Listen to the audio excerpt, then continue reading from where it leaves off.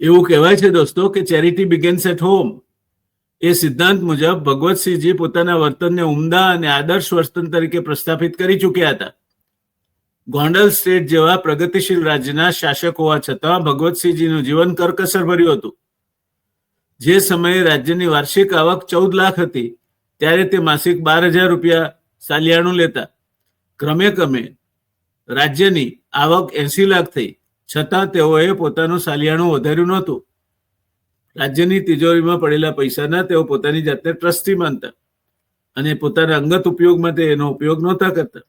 પોતાના અંગત ખર્ચાઓ, વીજળી બિલ ભરવા સુદ્धा એ પોતાના પગારમાંથી ભરતા હતા. ભગવતસિંહજીને રાજા નહીં પરંતુ રાજ્યના ટ્રસ્ટી માની શકાય અને સામાન્ય માણસની માફક પોતાનો અંગત ખર્ચો પોતાના સાલિયાણામાંથી જ કરતા ત્યાં સુધી કે તેઓ સામાન્ય માણસની માફક વીજળી બિલ પણ પોતાના અંગત ખર્ચ તરીકે ભરતા. આ ભગવતસિંહજી હતા. એક પ્રસંગ અહીં ટાંકવાનું મન થાય છે.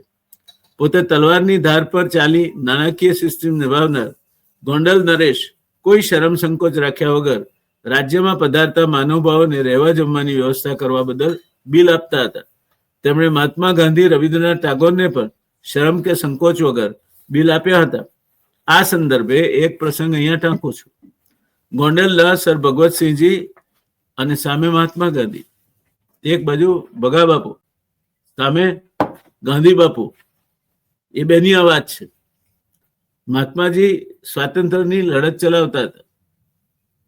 મુસાફરી કરવાની થાય, જગ્યા જગ્યાએ મિટિંગો કરવી પડે, એક જગ્યાએથી બીજી જગ્યાએ જાય ત્યારે આપણા ત્યાં 550 કરતા પણ વધારે દેશી રજવાડા હતા અને મોટા ભાગના દેશી રજવાડામાં ગાંધીજીને રાજના મહેમાન તરીકે ગણીને સરભરા કરવામાં આવતી. આ જે દેશી રજવાડાની સંખ્યા છે આખા દેશની છે.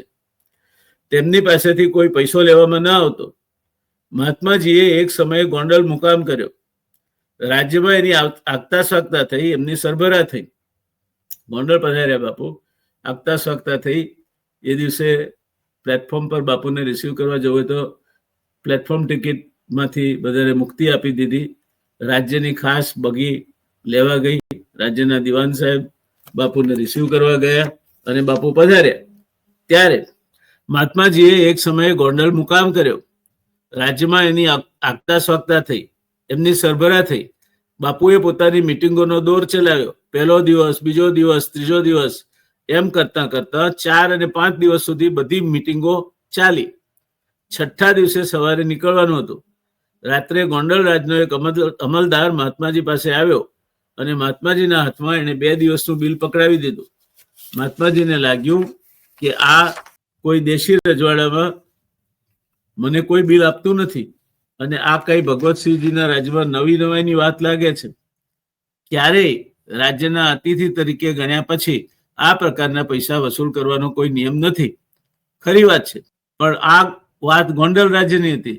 બીજા દિવસે સવારે નાસ્તા ઉપર ભગવતસિંહજી સાથેની મિટિંગમાં પેલી બિલવાળી વાત મનમાં ખટકતી હતી. આપના મનમાં જ્યારે કોઈ ખટક હોય, કોઈ કડવાશ હોય, ક્યાંક કશું ખૂંચતું હોય, ત્યારે એ કાંકરી ખૂંચતી હોય તો ક્યાંક ને ક્યાંક આપણા વાણી કે વર્તનમાં એ બહાર આવી જાય છે. ત્યારે મહાત્માજીએ ટકોર કરી કે ગોંડલ રાજના સુશાસનનો એક મુદ્દો નાણાકીય વ્યવહારો બહુ કરકસરથી થાય છે, એ પણ હોઈ શકે. ભગવતસિંહજીને લાગ્યું કે બાપુને ક્યાંક ને ક્યાંક પેલું બિલ આપ્યું 2 દિવસનું એ ખૂંચું. બીજા દિવસે નીકળતા પહેલા એમને ભગવતસિંહજી સાથે નાસ્તો કરવા માટેનું નિમંત્રણ હતું. બાપુ જ્યારે નાસ્તા માટે પધાર્યા ત્યારે ભગવતસિંહજી એમને કહ્યું, એ વખતે એ મહાત્મા નહોતા બન્યા. ત્યારે મહાત્માનું એમને ઉપનામ ગુરુદેવ રવિન્દ્રનાથ ટાગોરે આપ્યું. ત્યારે ભગવતસિંહજીને એમણે ટોરો માર્યો કે આજકાલ તો રજવાડા પણ વેપારી થઈ ગયા છે.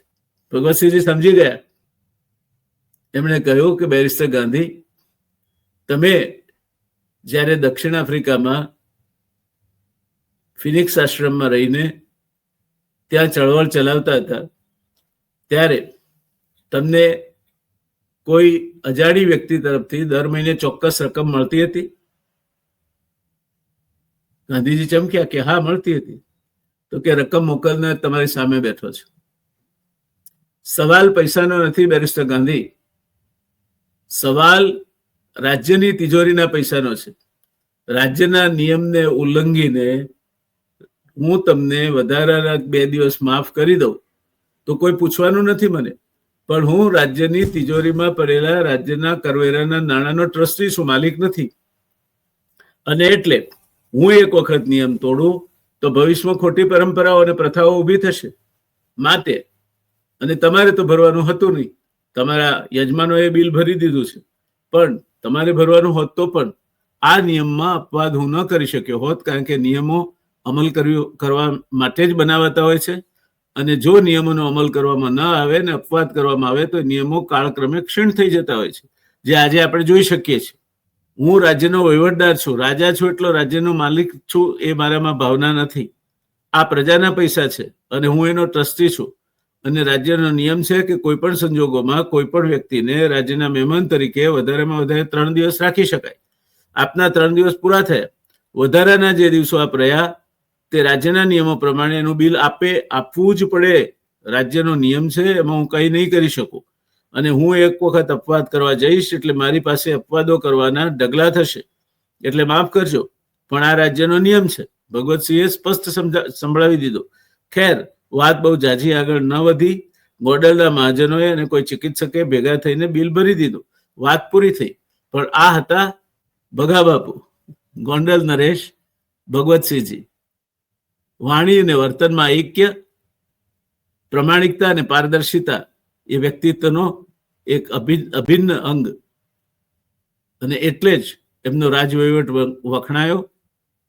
એમને પ્રજાવત્સલ રાજા તરીકે આજે પણ ગોંડલની પ્રજા યાદ કરે છે. એવા પ્રજાવત્સલ રાજવી ડોક્ટર ભગવતસિંહજી, ભગવત ગોમંડળના પ્રણેતા અને પુરસ્કર્તા ભગવતસિંહજીને મારી શ્રદ્ધાવંજના અને સ્મરણાંજલિ. કન્યા કેળવણી પણ એમના રાજ્યમાં ફરજિયાત હતી. ઘણું બધું છે, ફરીવાર ભગવતસિંહજી વિશે ઘણું હજુ વાત કહેવાની છે, કહીશું. આજે અહીં જ અટકીશું. નમસ્કાર દર્શક મિત્રો, મળીશું.